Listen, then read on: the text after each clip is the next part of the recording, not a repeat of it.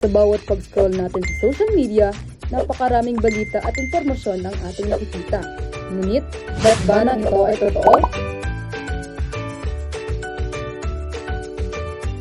Mag-fact check bago mag-share. Uy, tingnan nyo.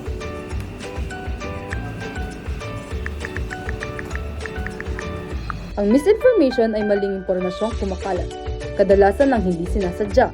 Maaari itong magdulot ng kalituhan at takot. Mukhang fake news pala yung shinare mo. Talaga?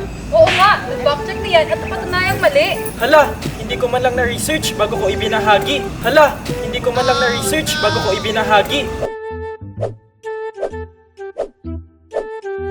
Maaari din itong makaapekto hindi lamang sa kapayapaan at kaayusan, kundi pati na rin sa kaligtasan ng ating mga komunidad. Kaya bago mag-like, mag-comment o mag-share, tandaan ng 4 na simpleng hakbang.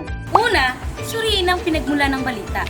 Pangalawa, basahin ang buong nilalaman, hindi lamang ang headline. Katlo, kumpara ito sa mapagkakatiwalaang sources bago ipaalam o ibahagi.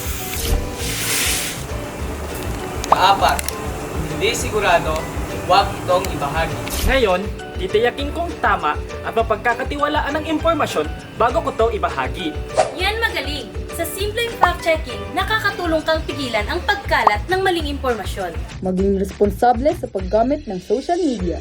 Huwag maging bahagi ng problema, maging bahagi ng solusyon. Sama-sama natin pangalagaan ng katotohanan, kapayapaan at seguridad ng ating bansa. Mag-fact check bago mag-share.